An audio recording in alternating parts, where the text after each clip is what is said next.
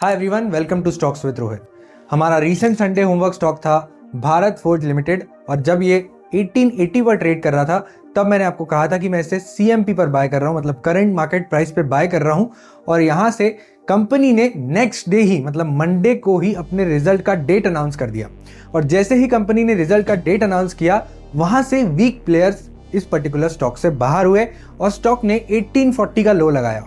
1840 का लो लगाने के बाद बहुत सारे लोग पैनिक हुए कि सर संडे होमवर्क दिया और नेक्स्ट डे ही गिर गया। लेकिन पेशेंस बहुत काम में आता है, और अच्छे स्टॉक्स में अगर पेशेंस रखोगे तो आपको रिजल्ट जरूर दिखेंगे। और यही रीजन था कि हमने पेशेंस रखा, और ये वीडियो जो कि मेरा ट्यूसडे को आना था, ये आ रहा है सैटरडे को। और क्यों आ रहा है? क्योंकि इसके रिजल्ट्स हमें कल आए हैं, मतलब थर्सडे के दिन इसके रिजल्ट्स आए हैं। आज फ्राइडे है, मैं वीडियो बना रहा हूं और लगभग सैटरडे को आपको ये वीडियो एडिट करके आपके सामने मिलेगा।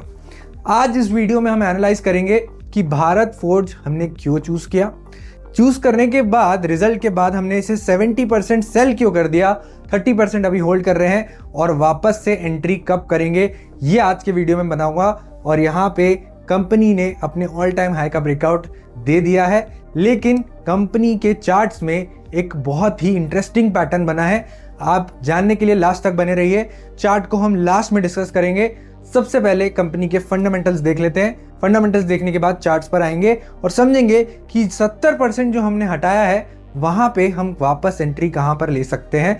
आइए देखते हैं। सबसे पहले आपको यहां पर समझना होगा भारत फोर्ज का बिजनेस मॉडल क्या है और स्टॉक ऑल टाइम हाई पर क्यों ट्रेड कर रहा है। तो स्टॉक अपने ऑल टाइम हाई पर चल रहा है अपने रिजल्ट के बाद। अगर आप रिजल्ट देखोगे तो स्टॉक का जो नेट प्रॉफिट है वो लगभग 17% डाउन हुआ है। 17% डाउन होने के बावजूद भी जैसे ही रिजल्ट आए, स्टॉक 200 रुपए भाग गया, और 200 रुपए भागने के बाद हमने इसे 70% हटाया, लगभग 2015-2020 के आसपास। लेकिन क्यों हटाया, इसका रीजन मैं आपको जरूर दूंगा। Q4 में 17% प्रॉफिट गिरा, फिर भी ऑल टाइम हाई टच किया। क्या सिर्फ ये एक ऑटो पार्ट बनाने वाली कंपनी है? मैंने हिंट देके रखी है, बिल्कुल भी नहीं। और ये पर्टिकुलर लाइंस को आप इग्नोर कीजिए। नेक्स्ट चलते हैं, बिजनेस मॉडल को समझते हैं। सिर्फ ऑटो पार्ट्स नहीं, ये ग्लोबल जायंट है। ओल्ड इमेज क्या थी कंपनी की? ये सिर्फ ऑटो पार्ट मेकर था, मतलब कार्स में जो ऑटो पार्ट्स लगते हैं, फोर्जिंग्स लगते हैं, वो ये बनाने का काम करता था, मैन्युफैक्चरिंग करता था। मतलब यहाँ पे कंपनी का काम सीधा साधा था। लेकिन अब ये ग्लोबल इंजीनियरिंग जायंट बन चुका है।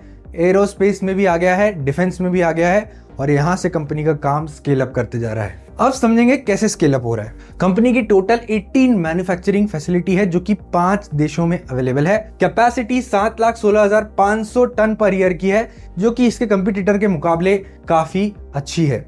स्टील और एल्यूमिनियम फोर्जिंग की इंटीग्रेशन, डिजाइन से लेकर डिलीवरी तक की एंड टू एंड कैपेबिलिटी है इनके पास। मतलब यहाँ पे आपको पूरी सर्विसेज यहाँ पे कंपनी प्रोवाइड करती है। Focus, zero defect.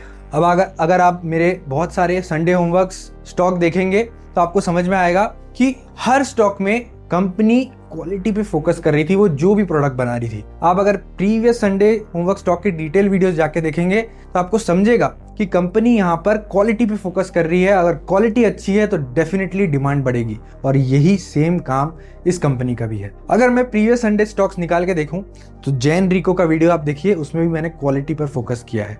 कृष्णा पॉस्चकेम, मैंने मैनेजमेंट पे फोकस किया है। स्नाइडर इलेक्ट्रिक, मैंने मैनेजमेंट पे फोकस किया है और मैनेजमेंट की क्वालिटी पे फोकस किया है। ये सारे जितने भी होमवर्क स्टॉक थे, L&T, वारी, सारों में आपको क्वालिटी पर यहाँ पर फोकस दिखेगा। और सिमिलर है ये पर्टिकुलर स्टॉक भी। जीरो डिफेक्ट मैन्युफैक्चरिंग के लिए स्पेशल है, और एरोस्पेस और डिफेंस से जैसे हाई स्ट्रेस कंपोनेंट बनाने के लिए अब ये रेडी हो चुका है। और यहाँ पर इस पर्टिकुलर सेक्टर में इनकी 30 to 40% ग्रोथ की एक्सपेक्टेशन है मैनेजमेंट की। अब देखते हैं कि कमाई कहां से आती है कंपनी की। FY25 का रेवेन्यू स्प्लिट देखे तो 53% यहाँ पे ऑटोमोटिव इंजन से आता है, जिसमें कमर्शियल व्हीकल का पार्ट है 35% और पैसेंजर व्हीकल का 18%। इंडस्ट्रियल इंजन से आता है 47%, जिसमें आते हैं डिफेंस और एरोस्पेस, और यही है इनका सुराग। मतलब यहीं से है इनकी ग्रोथ स्टोरी, यही छुपा है इनका फ्यूचर, जो कि एक्सपेक्ट कर रहे हैं 30 to 40% की ग्रोथ इस पर्टिकुलर सेक्टर्स में। कंपनी की स्पेशलिटी क्या है, और स्पेशलिटी पे ही यहां पर मैं बैठ लेता हूं। अगर कंपनी क्वालिटी पे यहाँ पर मैटर करती है, क्वालिटी पे फोकस करती है, तो definitely company will be doing really good for long term. ये पर्टिकुलर स्टॉक हमने शॉर्ट टर्म के लिए लिया हुआ था, लेकिन डिस्कस करेंगे कि इसको कहाँ और ले सकते हैं और क्या इसे लॉन्ग टर्म के लिए भी लिया जा सकता है या नहीं। Zero defect quality, safety critical parts up to 35 ton बनाने में ग्लोबल लीडर है। मतलब इसका जो जीरो डिफेक्ट क्वालिटी है, जो भी बनाता है उसमें डिफेक्ट्स जीरो हैं। मार्क्यू क्लाइंट्स, बड़े क्लाइंट्स हैं, बोइंग, रॉयल्स रॉयस और मिनिस्ट्री ऑफ डिफेंस, दुनिया के सबसे बड़े कस्टमर्स में से कुछ चुनिंदा कस्टमर्स इनके हैं। मेटालर्जिकल पावर, 60 प्लस साल का R&D एक्सपीरियंस है और इनके पास 139 पेटेंट्स पड़े हुए हैं और मल्टी मटेरियल एक्सपर्टाइज है। सिर्फ स्टील ही नहीं, एल्यूमिनियम और टाइटेनियम की फोर्जिंग्स में भी इनको महारत हासिल है। हम देख ही रहे हैं कि ऑटो सेक्टर किस तरीके से बढ़ रहा है ग्लोबली, और रीजन यही है कि साथ में ये जो ऑटो कंपोनेंट्स की जो कंपनीज है वो भी यहाँ पर आपको ग्रो करते हुए दिखेगी। लेकिन इनका ग्रोथ ड्राइवर क्या है? ग्रोथ ड्राइवर में सबसे पहला आता है डिफेंस सेक्टर का बूम। डिफेंस सेक्टर में 10,961 करोड़ का इनका ऑर्डर बुक है FY26 एंड का, जो कि एक मैसिव ऑर्डर बुक है, जिसमें ATAGS में 6,900 करोड़ का ऑर्डर, CQB कार्बिन्स में 1,661 करोड़ का ऑर्डर जैसे मैसिव कॉन्ट्रैक्ट इनके पास पड़े हुए हैं। मतलब अभी भी जो टॉप लाइन है वो सेफ है। मैनेजमेंट का टारगेट क्या है? 30 से 40% की ग्रोथ की उम्मीद है और यही रीजन था कि कल यहाँ पर स्टॉक भाग गया। फ्यूचर विजन, टोटल रेवेन्यू में डिफेंस का शेयर 10% से बढ़कर जल्द ही 18 से 20% होने की संभावना है, और अगर इसका पर्टिकुलर शेयर 18 से 20% हो जाएगा और वो 30 से 40% की ग्रोथ करेगा तो इसका रेवेन्यू को 2 साल लगेगा डबल होने के लिए। तो ये एक बहुत ही इंपॉर्टेंट पार्ट है, इसको आप बिल्कुल नोट डाउन भी कर सकते हैं। ग्रोथ ड्राइवर 2 क्या है? जैसे मैंने कहा कि इनका जो ग्रोथ ड्राइवर है, पहला डिफेंस सेक्टर है, दूसरा एरोस्पेस एंड ऑटो रिकवरी, ये इनका दूसरा ग्रोथ ड्राइवर है। 15 to 20% ऑफ CAGR ग्रोथ यहाँ पर एक्सपेक्ट कर रही कंपनी। प्रैट एंड विटने और रॉयल्स रॉयस के साथ इनके नए टाई अप हुए हैं। FY28 तक के और कैपेसिटी यहाँ पर बढ़ाई जा सकती है। Auto and E mobility, the volume play, US truck market, north America में ट्रकिंग डिमांड वापस आ रही है, जिसकी वजह से यहाँ पर आपको ये पर्टिकुलर स्टॉक में भी ऑटो कंपोनेंट्स की जो डिमांड है वो बढ़ते हुए दिखेगी। डोमेस्टिक मार्केट, इंडिया में कमर्शियल एंड पैसेंजर व्हीकल की स्ट्रॉन्ग डिमांड है। साथ में ई मोबिलिटी, के ड्राइव, EV एक्सेल्स के मार्जिन अब डबल डिजिट्स में पहुंच गए हैं, तो क्लियरली यहाँ पर मार्जिन इंप्रूव होंगे।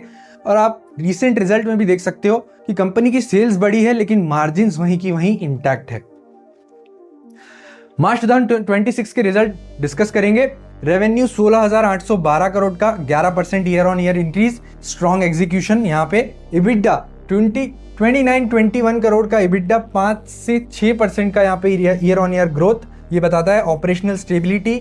डिविडेंड अनाउंस किया है, स्मॉल पोर्शन डिविडेंड यहाँ पर। और साथ में अगर आप देखोगे तो Q4 में स्टैंड अलोन रेवेन्यू 22,605 मिलियन रहा, मतलब 8.5% बढ़ा। एक्सपोर्ट और डोमेस्टिक डिमांड दोनों शानदार परफॉर्म किए। लेकिन कंपनी का स्टॉक क्यों बढ़ा? यहाँ पर एरोस्पेस और डिफेंस सेक्टर की जो डिमांड है, जो ग्रोथ मैनेजमेंट ने यहाँ सजेस्ट की है, उसकी वजह से यहाँ पर बढ़ा। तो देखिए यहाँ पर वन टाइम लॉस हुआ है कंपनी को 98 करोड़ का, और इसकी वजह से यहाँ पर ऐसा दिख रहा था खराब रिजल्ट पोस्ट किए हैं। लेकिन कंपनी का जो मेन बिजनेस से जो प्रॉफिट था, कोर बिजनेस से, वो इंटैक्ट था और अभी भी स्ट्रांग है, जिसकी वजह से वन टाइम अकाउंटिंग लॉस को शेयर होल्डर ने इग्नोर किया और स्टॉक यहाँ पर 200 रुपए भाग गया। The catalyst all time high पर क्यों है, हमने डिस्कस किया। मार्केट साइकोलॉजी, इन्वेस्टर ने वन टाइम लॉस को इग्नोर किया और फ्यूचर ग्रोथ पर फोकस किया। ग्लोबल ट्रकिंग मार्केट और ऑटो सेक्टर में शानदार recovery. Multi year defence visibility, ये जो मैं बात कर रहा हूँ, 30 to 40% की ग्रोथ। स्ट्रॉन्ग रेवेन्यू मोमेंटम की 25% ग्रोथ गाइडेंस मैनेजमेंट ने दी है। मतलब ये जो 25% की गाइडेंस अगर मैनेजमेंट दे देता है तो मैनेजमेंट कभी भी कंजर्वेटिव गाइडेंस देता है, और वो 25% की कंजर्वेटिव गाइडेंस मिल रही है, मतलब कहीं ना कहीं ये बहुत बड़ा पॉजिटिव है इस पर्टिकुलर स्टॉक के लिए। ग्लोबल ट्रकिंग मार्केट में और ऑटो सेक्टर में शानदार रिकवरी। अभी हर स्टॉक में कुछ ना कुछ आपको रिस्क और चैलेंजेस दिखते जरूर है। यूरोप वीकनेस यहाँ पे हो सकती है, दूसरा EV स्लो डाउन रिस्क हो सकता है, साथ में जियोपॉलिटिकल रिस्क हो सकते हैं। ये सारे रिस्क हो सकते हैं जो कि हम यहाँ पर पकड़ के चलते हैं। प्रीमियम वैल्यूएशन भी यहाँ पर रिस्क हो सकते हैं, लेकिन कंपनी का प्रॉफिट ग्रोथ अच्छा है, जिसकी वजह से यहाँ पर कंपनी के वैल्यूएशन मुझे अभी फेयर लग रहे हैं। कंक्लूजन, ट्रांसफॉर्मेशन कंप्लीट है, जिसकी वजह से एरोस्पेस और डिफेंस का पावर हाउस बन चुकी है कंपनी और फ्यूचर रेडी हो चुकी है with a strong order book और एग्रेसिव गाइडेंस मैनेजमेंट ने यहाँ पर दे दिया है। डबल डिजिट गाइडेंस 25% का रेवेन्यू के लिए, डिफेंस में 30 to 40% का ग्रोथ और एरोस्पेस में लगभग 15 to 20% का ग्रोथ। तो ये था कंपनी के फंडामेंटल्स जो बहुत अच्छे दिख रहे हैं और 30% अभी होल्ड कर रहे हैं। अब हम डिस्कस करेंगे कि हम इसको बाय कहाँ पर कर सकते हैं। आइए चार्ट्स में चलते हैं। चार्ट्स में यहाँ पर जो इंटरेस्टिंग पैटर्न की मैं बात कर रहा था कि इस कंपनी में बना है, वो यहाँ पर हम डिस्कस करेंगे। तो लास्ट 3 कैंडल्स आप देखेंगे अगर यहाँ पर, तो लास्ट 3 कैंडल्स में एक कैंडल बड़ी है, बाकी 2 कैंडल छोटी है। तो यहाँ पर आपको बिल्कुल एफवीजी बनते हुए दिख रहा है। अगर आपने मेरा एफवीजी का वीडियो नहीं देखा है तो आप जाके देखिए, तभी आपको यहाँ पर एफवीजी बनाते आएगा। तो पहली कैंडल के हाई पे हमको मार्क करना है एक हॉरिजॉन्टल लाइन और थर्ड कैंडल के लो पे हमको मार्क करना है एक हॉरिजॉन्टल लाइन। एक छोटा सा गैप बन रहा है और उसके बीच में हमको एक लाइन यहाँ पर ड्रॉ करना है जो कि हमारा प्रीमियम जोन और डिस्काउंट जोन को डिनोट करेगा, राइट। सो यहाँ पे 1943 का आपको लेवल दिख रहा है। 1943 का लेवल अगर स्टॉक में आ जाता है तो डेफिनेटली यहाँ पर एक ये बहुत ही अच्छा बाय बन जाएगा, बिकॉज यहाँ पे कंपनी के रिजल्ट्स अच्छे दिख रहे हैं। रिजल्ट अच्छे दिखने के साथ साथ आपको यहाँ पर कंपनी ने ऑल टाइम हाई का ब्रेकआउट भी दिया है, एफवीजी पैटर्न भी बना है और यहाँ पे वॉल्यूम भी आए हैं पर्टिकुलरली कंपनी में। लेकिन मान लीजिए अगर 30% आप होल्ड कर रहे हैं, आपने 70% बेच चुके हो, तो मान लीजिए यहाँ पर 1990 1980 भी अगर चल रहा है स्टॉक, तो मैं बिल्कुल यहाँ पर थोड़ा सा एंटर जरूर करूँगा और 1943 पर हमारी एक्चुअल क्वांटिटी यहाँ पर हम एंटर करेंगे, जहाँ से इसके टारगेट्स मुझे दिख रहे हैं लगभग 2250 और 2300 के। तो बिल्कुल आप भी अपना एनालिसिस यहाँ पर कमेंट सेक्शन में मुझे बताइए और ये वीडियो आपको कैसा लगा कमेंट सेक्शन में कमेंट ज़रूर करना और देखते रहिए स्टॉक्स विद रोहित।